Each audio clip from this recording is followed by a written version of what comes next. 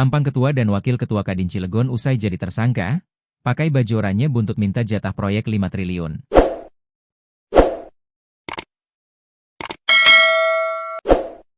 Jajaran Direktorat Reserse Kriminal Umum, Ditreskrimum, Kepolisian Daerah, Polda, Banten, menetapkan 3 tersangka kasus dugaan penghasutan, pemerasan, dan atau perbuatan tidak menyenangkan terhadap PT China Chengda Engineering.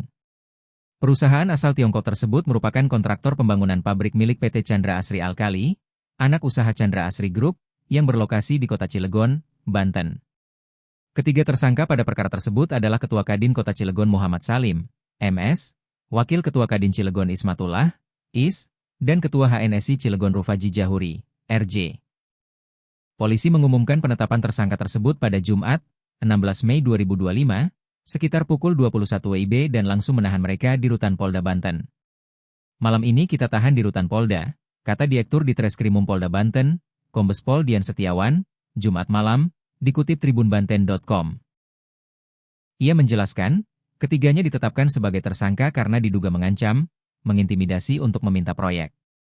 Menurut dia, tersangka ia selaku Wakil Ketua Kadin Cilegon Bidang Industri berperan menggebrak meja dan meminta proyek 5 triliun untuk Kadin tanpa lelang. Kemudian tersangka RJ berperan mengancam akan menghentikan proyek jika tidak dilibatkan dalam proyek PT China Chengda Engineering. Sedangkan tersangka MS selaku Ketua Kadin Cilegon berperan mengajak dan menggerakkan orang untuk melakukan aksi di PT China Chengda Engineering. Polisi menjerat ketiganya dengan pasal 160 KUHP, 368 KUHP, 335 KUHP tentang dugaan peristiwa pidana penghasutan, pemerasan, dan atau perbuatan tidak menyenangkan. Kasus tersebut muncul setelah video permintaan proyek senilai 5 triliun rupiah tanpa tender oleh Oknum Kadin dan Ormas di Cilegon terhadap PT Chandra Asri Alkali, CAA. Potongan video itu kemudian viral dan mendapat reaksi dari sejumlah pihak, sehingga berujung ditetapkannya 3 tersangka dalam kasus tersebut.